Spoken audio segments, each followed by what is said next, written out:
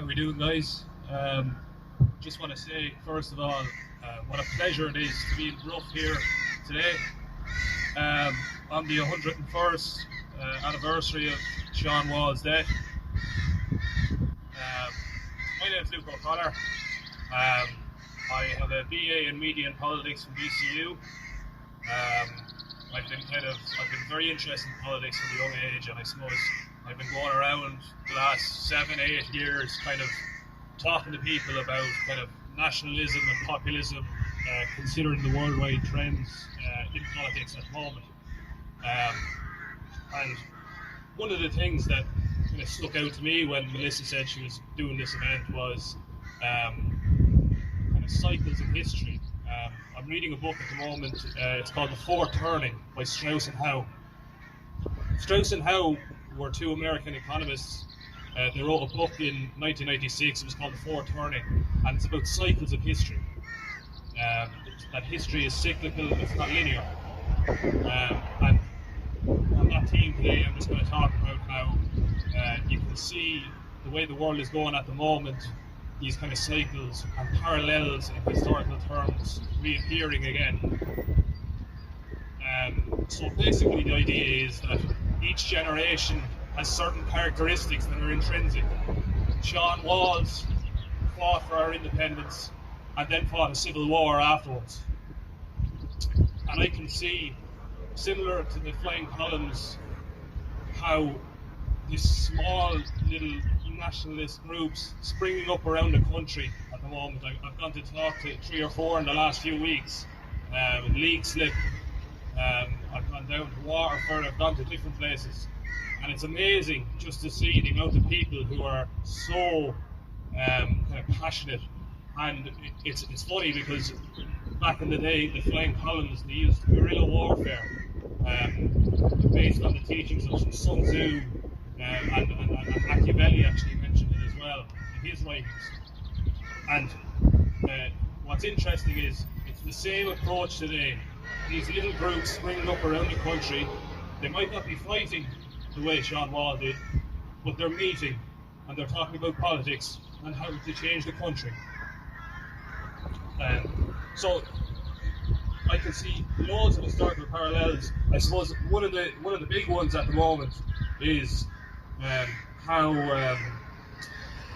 the Chinese Communist Party is having such an effect on the world and Ireland in general. You can see in a lot of Irish politics today, Simon Coveney, Helen McEntee, two of the prime culprits, politically correct to the point of being mind-numbingly boring, okay? And yet, when they come to talk about the Chinese Communist Party, a party that is engaged its country in organ harvesting, the persecution of Tibetan monks, the genocide of Uyghur Muslims, and that's the kind of party that our government wants to do business with. But yet they want to stop trade with Israel. That's another thing that's come up. They want to stop trade with Israel, one of the only democracies in the Middle East, and want to do business with the Chinese Communist Party. That's the kind of people, the quality of people you have running the government at the moment. And I would equate the Chinese Communist Party with Nazi Germany, and I don't use that comparison lightly. They have a dictator for life, President Xi. They have genocide camps, and many of their people, I actually know this for a fact, a friend of mine, he was going out with a Chinese girl, and we all know about the Tiananmen Square massacre in 1983, I think it was. He showed this to the girl on Wikipedia. She didn't believe it. To them, it's all a myth. They've created their own history. That's why I would equate the Chinese Communist Party with Nazi Germany and with the Nazis. But one of the big things at the moment I see is the European Union's influence on the country. And it's a terrible pity, because after men like this fighting for our independence for so long, 40 years, 50 years afterwards, we joined the European Economic Community. under the guise of a trade deal, which would be good for Ireland. I think Ireland at the moment is a tributary state. I would compare us to Jamestown, the colony of Jamestown, to Great Britain over in America. We're a tributary state. We give tribute to Brussels.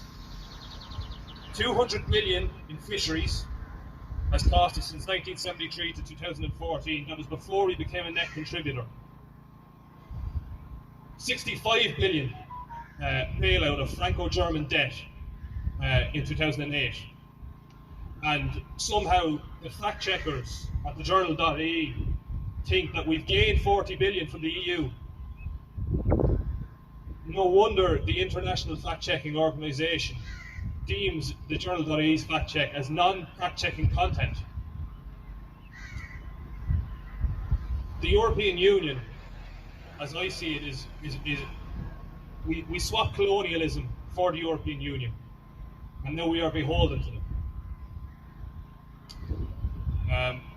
The last thing, I'm just going to wrap up now, Les, but the last thing I want to really talk about is Helen McEntee at the moment, the Justice Minister. I don't even like using this as part of the speech, but I will. That lady who died in Offaly or Laois, her name escapes me, from Durham, Aisling Murphy. Sorry. Aisling Murphy, her murder was used by politicians in this country for political gain. They used it as men have to do better, we have to treat women better, something everyone agrees with. But they missed the point. The point is, since Helen McEntee became Justice Minister, deportations of violent criminals who have come to this country has halved. And she wants us to behave better. It's an absolute disgrace. And to be honest, this kind of stuff is never talked about in the mainstream media. I remember during the pandemic, paper my father read all his life, the Irish Independent, sponsored advertisement from the ambassador of China, who said the ills of the world are to do with populism. I'm a populist. I'll tell you what populism means.